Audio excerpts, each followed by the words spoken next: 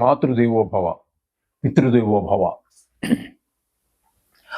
ఇప్పుడు మనము ఆగస్టు నెల మొత్తము 2025 గోచార ఫలితాలు చెప్పుకునేటువంటి ప్రయత్నం చేద్దాము.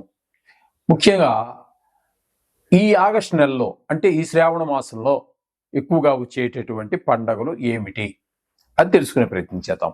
మొట్టమొదటగా ఆ 8వ తారీఖున వరలక్ష్మి వ్రతం అని చెప్పేసి ఒక వ్రతం ఉన్నది. ఆ వ్రతం వరలక్ష్మి వ్రతం ఆడవాళ్ళు చాలా చాలా చాలా ప్రాధాన్యతనిచ్చి ఆ వరలక్ష్మి వ్రతం చేసుకుంటారు. దాని గురించి మీకు ప్రత్యేకించి చెప్పక్కర్లేదు. అందరూ కూడా ఎంతో కొంత వారి శక్తిని మేరకు అరగ్రాము దగ్గర నుంచి ఒక 5 గ్రాముల వరకు కూడా లక్ష్మీ దేవి యొక్క రూపు కొనుక్కొని దాన్ని పూజ చేసి అవి వరలక్ష్మి వ్రతానికి ఆ వరలక్ష్మీదేవి మెడలో వేసి తర్వాత తదుపరి తీసుకుని పూజ అయిపోయినంతరం వారి యొక్క మెడలో కట్టుకుంటూ ఉంటారు. ఇది ఒక అద్భుతమైనటువంటి స్త్రీలకు మరీ ముఖ్యంగా, ఎందుకంటే ధనాన్ని ప్రసాదిస్తుంది వరలక్ష్మీదేవి అని ఆ కథ కూడా అట్లాగే ఉంది.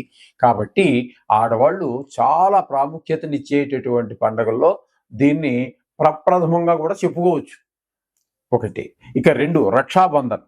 ఈ రక్షాబంధన్ అనేటటువంటిది మనం ఈ ఒక ఆడపిల్లకు అదే వయసు దగ్గరలో ఎక్కువ కావచ్చు, కొంచెం తక్కువ కావచ్చు ఉన్నటువంటి వాళ్ళు, లేదా అన్న అసలు మొట్టమొదటి యాక్చువల్గా అన్న కానీ తమ్ముడు కానీ, లేదా ఈ మధ్యకాలంలో ఫ్రెండ్స్ కూడా అక్క అని చెప్పి పిలుచుకుంటూ వాళ్ళు కూడా ఈ చెల్లెలకి రక్షాబంధన కడుతూ ఉన్నారు. ఇది యాక్చువల్లీ మొదట్లో మన దక్షిణ భారతదేశంలో లేదు. ఇది పురాణ కాలం నుంచి ఉన్నదే, కానీ మన దక్షిణ భారతదేశంలో తక్కువగా ఉన్నది. ఈ మధ్య కాలంలో బాగా ఎక్కువైంది. కారణం ఏంటి అంటే మనకి మహాభారతంలో శ్రీకృష్ణుడికి ఒకానొక సందర్భంలో గాయం అవుతుంది. గాయమైన తలకి గాయం అవుతుంది. అయితే ఆ గాయం నుంచి రక్తం వస్తుంటే గబగబా అందరూ శ్రీకృష్ణుడి తలకి కట్టు కట్టాలి అని చెప్పేసి వస్త్రం లేక అక్కడ అందరూ వాళ్ళ ఇంటికి బయలుదేరి వెళ్తారు. కానీ అక్కడే ఉన్నటువంటి ద్రౌపది మాత్రం ఇంకా వెనక ముందు ఆలోచించట్లేదు. నా చీర పాడినా పర్లేదని చీరలోంచి కొంత భాగాన్ని చీరలోంచి చింపి శ్రీకృష్ణుడి తలకు కడుతుంది, ఆ గాయం నుంచి రక్తం బయటికి రాకుండా. దాని యొక్క ప్రభావం వల్ల కురుక్షేత్రంలో మనకి దుర్యోధనుడి యొక్క ఆస్థానంలో ఆమెకి జోధ అనంతరం ద్రౌపదీదేవిని కూడా ఓడిపోతాడు మన ధర్మరాజు గారు. ఆ సందర్భంలో ఆమెని అందరిలోకి తీసుకొచ్చి అవమానపరచడానికి ఆమె వలువలు అంటే వస్త్రాలని ఒలిచేస్తూ ఉంటారు. అంటే అవి దిగంబరంగా చేయాలని. ఆనాటి నుంచి ఉన్నాయి చూడండి ఎంతంత దుర్మార్గాలు. సరే, ఏదైతేమి పాండవులు కూడా అక్కడే ఉన్నారు. భర్తలు 5 మంది ఏం చేయలేకపోయారు. ఎందుకంటే అన్నగారి మాట కట్టుబడి. అవన్నీ ఇంక అక్కర్లేదు, అక్కడికి వెళ్తే లోపలికి వెళ్తే మొత్తం మీద వాళ్ళు ఏమీ చేయలేని నిర్వీరులు అయిపోయారు అక్కడ. ఆ సందర్భంలో కృష్ణుడు ఉన్నాడు. కృష్ణుడు అక్కడ లేడు, కానీ ఎక్కడి నుంచో సర్వాంతర్యామి, ఆయన చూపడం ఉంది. ఆయనలోకి నుంచి ఆయన చూస్తూ అక్కడి నుంచి వస్త్రాలు ప్రసాదించాడు. ఈ వస్త్రాలు విప్పాలనుకున్నటువంటి వాళ్ళు లాగి లాగి లాగి లాగి నీరసం వచ్చి జబ్బలు పడిపోయి సొమ్మసిల్లి పడిపోయాడు, కానీ ఆమె చీరలు అలా వస్తూనే ఉన్నాయి. ఇది శ్రీకృష్ణ పరమాత్మ ద్రౌపదీదేవికి ఇచ్చాడు.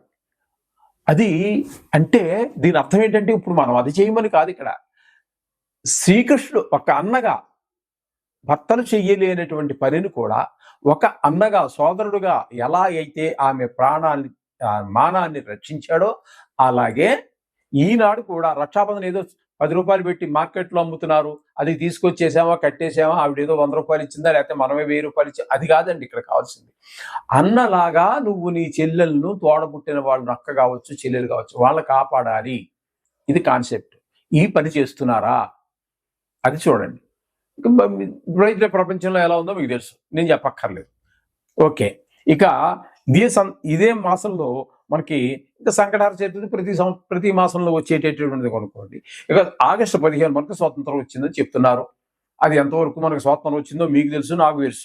ఇక దాని గురించి వెళ్ళక్కర్లేదు, రాజకీయాల దగ్గరికి వెళ్ళక్కర్లేదు. ఇకపోతే 16వ తారీఖున శ్రీకృష్ణ జయంతి. మహానుభావుడు కృష్ణం వందే జగద్గురు అన్నారు. ప్రపంచానికి జగద్గురు, జగత్తుకే, ప్రపంచం కాదండి. ప్రపంచం అంటే భూలోకం ఒకటి, మొత్తం జగత్. అక్కడ అంతకీ గురువు ఆయన. అటువంటి కృష్ణుడు పుట్టినటువంటి రోజు అది 16వ తారీఖున. ఇక 27వ తారీఖున వాడల వీధి వీధిన గల్లీ గల్లీలో అన్ని చోట్ల మహావైభవంగా జరిగేటటువంటి వినాయక చవితి వస్తున్నది. అది కూడా ఈ నెలలోనే వస్తున్నాయి.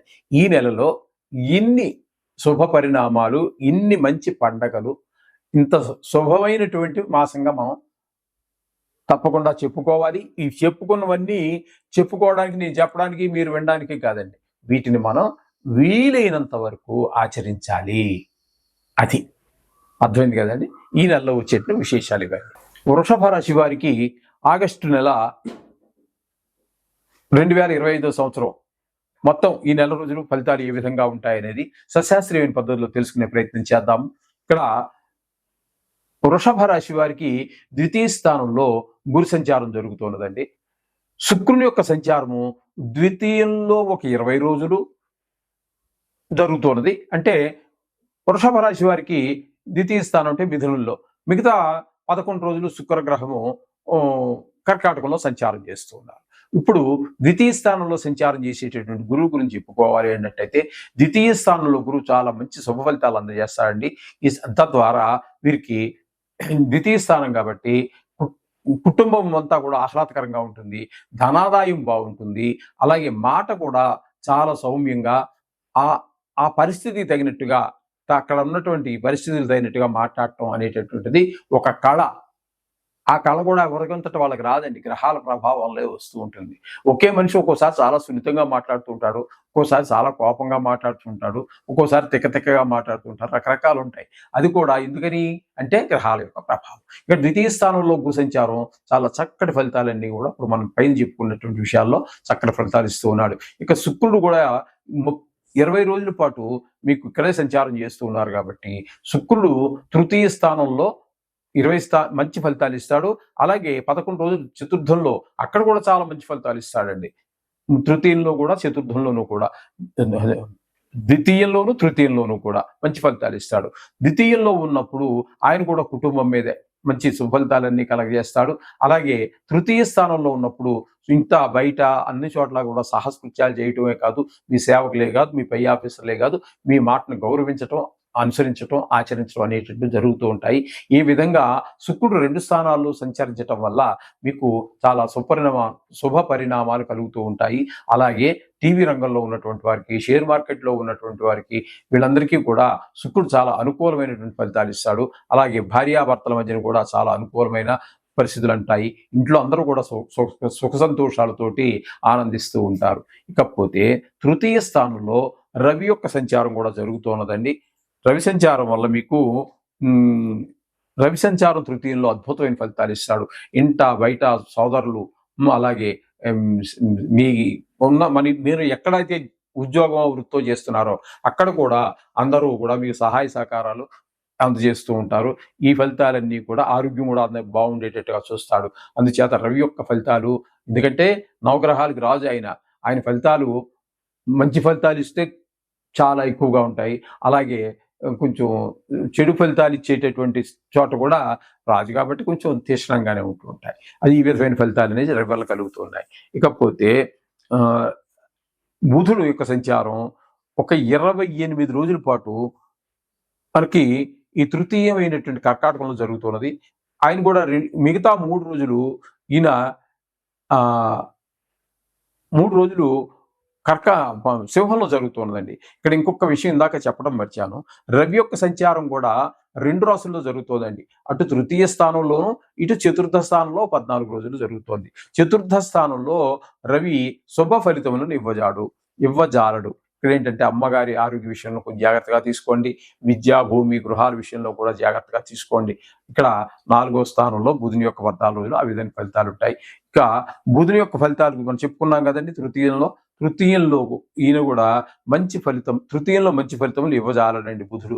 ఏంటంటే ఎవరి యొక్క సహాయ సహకారాలు లేకపోవడం జరుగుతూ ఉంటుంది. అయితే ఒక్క 3 రోజులు మాత్రం చతుర్థ స్థానంలో సంచారం చేస్తున్నాడు. ఆ 3 రోజులు కొంచెం మనకి మంచి ఫలితాలే ఇస్తాడు. అంటే ఇదే విద్య, భూమి, గృహాల విషయంలో 3 రోజులు ఏముందండి, నెలలో 28 రోజులు, మోస్ట్ ఆఫ్ ది డేస్ ఎక్కువ రోజులు మనకి అక్కడ తృతీయంలోనే జరిగిపోతున్నాయి. అయితే మంచి జరిగే రోజు మాత్రం బుధుడి వల్ల చాలా తక్కువగా ఉన్నాయని అర్థమవుతుంది. ఇకపోతే చతుర్థ స్థానంలో కేతువు. ఈ చతుర్థ స్థానంలో కేతువు అనేటటువంటిది ఇక్కడ కూడా మనకి ఇబ్బంది కలిగించేటటువంటి పరిస్థితే. ఏమిటంటే అమ్మగారి యొక్క ఆశీస్సులు మనకి దూరం అవుతాయి. మన మాట వల్ల ఆవిడ బాధపడటమో, లేకపోతే ఆవిడ మాట వల్ల మనం బాధపడటమో జరుగుతుంది. ఆయన కూడా విద్య, భూమి ఈ విధమైనటువంటి గృహము, వాహనము ఇత్యాది విషయాలు కేతువు కూడా మీకు ప్రతికూలంగానే ఉన్నారు. ఎవరికి? వృషభ రాశి వారికి. ఇకపోతే 5వ స్థానంలో కుజుడు. ఈయన కూడా అనుకూలమైన ఫలితాలు ఏమి ఇవ్వజాలడు.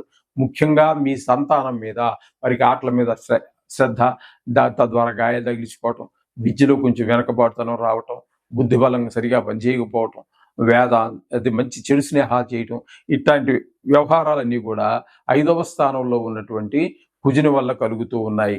ఈ విధంగా ఉంటుందండి అతనితోటి. ఇకపోతే 10వ స్థానంలో రాహుగ్రహ సంచారం జరుగుతోందండి. రాహువే కాకుండా శని గ్రహ సంచారం కూడా జరుగుతున్నది.